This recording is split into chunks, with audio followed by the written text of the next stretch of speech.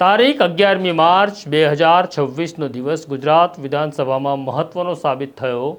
ગુજરાત વિધાનસભા આમ તો આપણા પ્રશ્નોની ચર્ચા કરવા માટે મળે છે। આપણું જીવન કેવી રીતના સુખમય થાય તેની વાત થવી જોઈએ, પરંતુ આજે ગુજરાત વિધાનસભામાં 38 મિનિટનો સમય આરોપ પ્રત્યારોપ પર થયો। કોણ કેટલું ભણ્યું છે, કોને કેટલી ખબર છે તેની ચર્ચા થઈ, તેની હું વિગતે વાત કરીશ।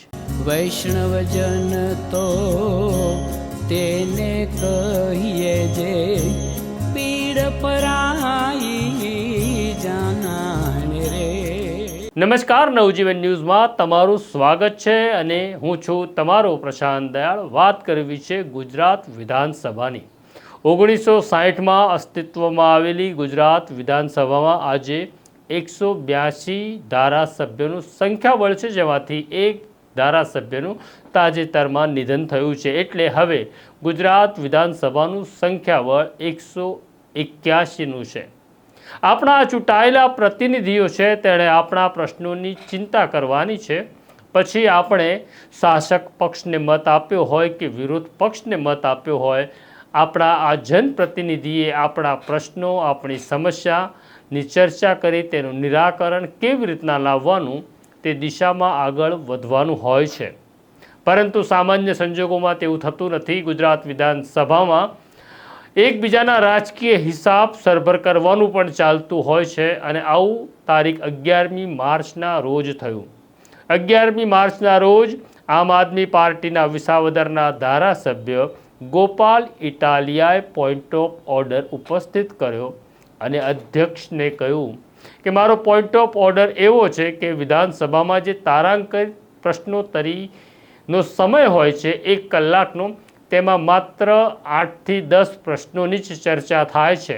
તેનું કારણ એવું છે કે જ્યારે શાસક પક્ષના ધારાસભ્યો પોતાનો પ્રશ્ન લઈ ઊભા થાય છે ત્યારે સરકારને અભિનંદન આપે છે, કોઈક સરકારની ટીકા કરે છે, જેમાં સમય વેડફાઈ જાય છે અને લોકોના પ્રશ્નોની ચિંતા અને ચર્ચા થતી નથી। આ પોઈન્ટ ઓફ ઓર્ડર સામે તાજેતરમાં જ કોંગ્રેસમાંથી આવેલા અને હવે ભારતીય જનતા પાર્ટીના ધારાસભ્ય અને મંત્રી થયેલા અર્જુન મોઢવાડિયાએ પોતાનો પક્ષ મૂકતા એવું કહ્યું કે ગોપાલ ઇટાલિયા પોતે જ શિક્ષિત હોય અને પોતાને જ બધું જ્ઞાન હોય તે પ્રકારે ગુજરાત વિધાનસભામાં વ્યવહાર કરે છે, જાણે બીજા સભ્યોને, બીજા ધારાસભ્યોને નિયમોની અને કાનૂનની ખબર નથી, તે પ્રકારનો તેમનો વ્યવહાર રહ્યો છે।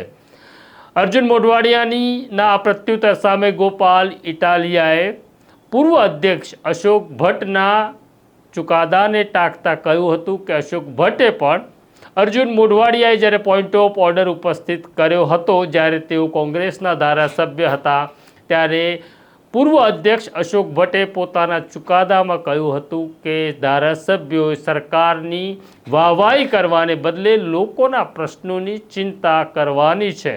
આમ એક તબક્કો એવો આવ્યો કે ગોપાલ ઇટાલિયાએ જે પોઈન્ટ ઓફ ઓર્ડર રજૂ કર્યો, જેના વિરોધમાં અર્જુનભાઈ બોલી રહ્યા હતા, પરંતુ અશોક ભટ્ટના ચુકાદાને ટાંકી અર્જુનભાઈ મુશ્કેલીમાં મુકાય તેવી સ્થિતિ નિર્માણ થઈ। પરંતુ તરત જ તેમની મદદે મંત્રી જીતુ વાઘાણી આવ્યા અને જીતુ વાઘાણી ગોપાલ ઇટાલિયા ઉપર વરસી પડ્યા હતા અને તેમણે તેમની ઉપર ઉગ્ર શબ્દોમાં પ્રહાર કરતા કહ્યું કે ગોપાલ ઇટાલિયા પોતે જ માને છે કે પોતે જ આ ગૃહમાં સૌથી વધુ શિક્ષિત છે, તેમણે કાયદાની પોથીઓ વાંચી છે, જ્યારે અર્જુન મોઢવાડિયાએ કહ્યું હતું કે જે પુસ્તકો વાંચી ગોપાલ ઇટાલિયા બોલી રહ્યા છે તે પુસ્તકના અમે શિક્ષક રહ્યા છે, ક્યારેક અમે સામે પક્ષે હતા તો અત્યારે અમે અહીંયા છીએ। જીતુ વાઘાણીએ કહ્યું કે ગોપાલ ઇટાલિયા અવારનવાર પોતાના જ્ઞાનનું પ્રદર્શન કરે છે અને ડેપ્યુટી સીએમ હર્ષ સંઘવી માત્ર 8 ચોપડી પાસ છે તેવો ઉલ્લેખ કરે છે, તે વ્યાજબી નથી। આ સાંભળી ગોપાલ ઇટાલિયાએ ફરી પ્રત્યુત્તર આપતા કહ્યું કે હા, હું પોતાને વડાપ્રધાન પણ માનું, હું પોતાને અમેરિકાનો પ્રમુખ પણ માનું, હા, હું શિક્ષિત છું।